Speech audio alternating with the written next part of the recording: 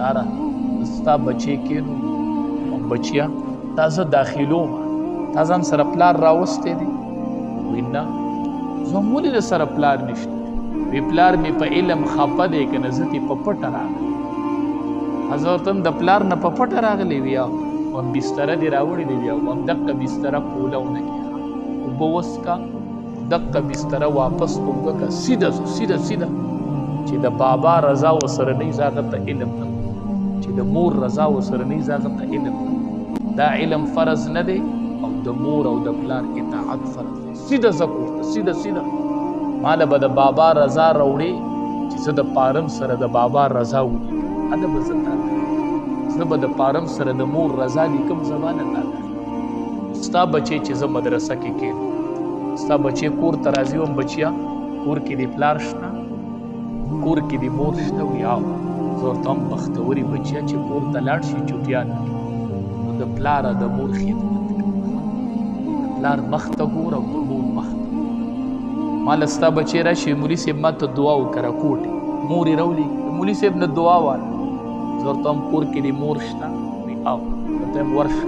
دقې مور ته دې ووایي چې مولي صاحب واپس راوړي چې دا مور مې ده وی زما مور جټه ده زه هم دقه جټه مور یم زما په شان چې سل علما ته دعا وکړي او کور کې چې دا یوه جټه مور لم اوچته کړي تا د دوا ځای نه دی پېژندلی ماته کس ټلیفون وکړي بچي مې حفظ وکړو الله شکر الحمدلله زه ورته خپې کولی شم داسې خپې ورته راوستی شم بچی مې حافظ شو لکه اوس به یې زه قدر کوم نه وی څنګه ستا بچی به حافظ او ته به جټې او ستا بچی څه دی حافظ دی دقه حافظ بچی به تا ته نه خپې کوي او ته جټ پلار دی حافظ بچي ته خپې کوي پلار دا به حافظ خو ته پلار زه هم دا بابا دی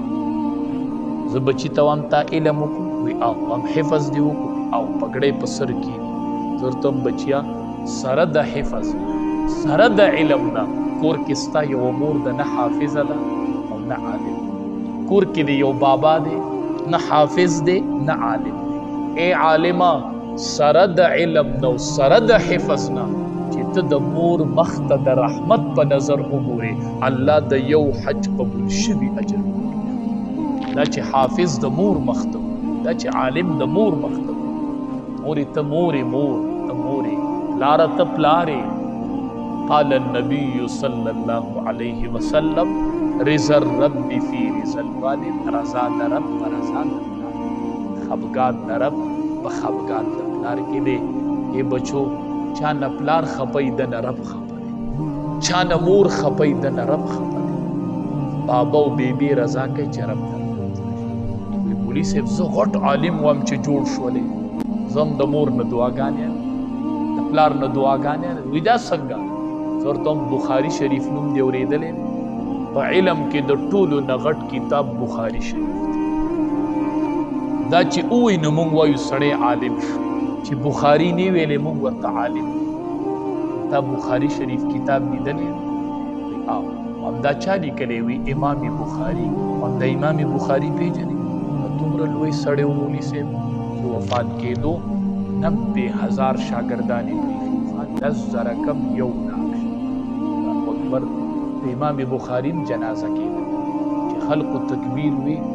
د هغې سړي جنازه یې کوله چې دنیا ته یې 10,000 کم 1,00,000 شاګردان پرېښي چې قبر کې وله لاش کېږدي دا هغه لاش دی چې 10,000 کم 1,00,000 شاګردان استاد دومره لوی عالم ستا بچي ته هم بچیا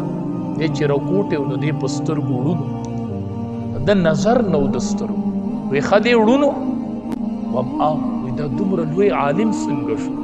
وم بچیا کور کې یوه مور عالمه نه وه خو رب ته یې لاس اوچت کړه وی ربه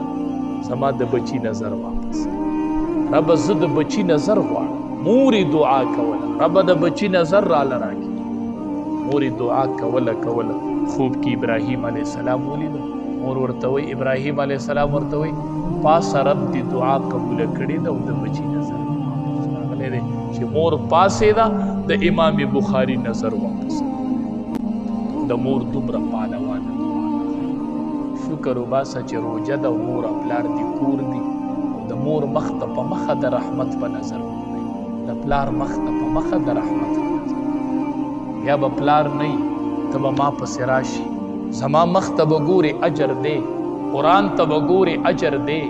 او ته به بیا داسې مخ ګورې چې زه هغې ته وګورم چې ما د الله د یو حج قبول شوي دی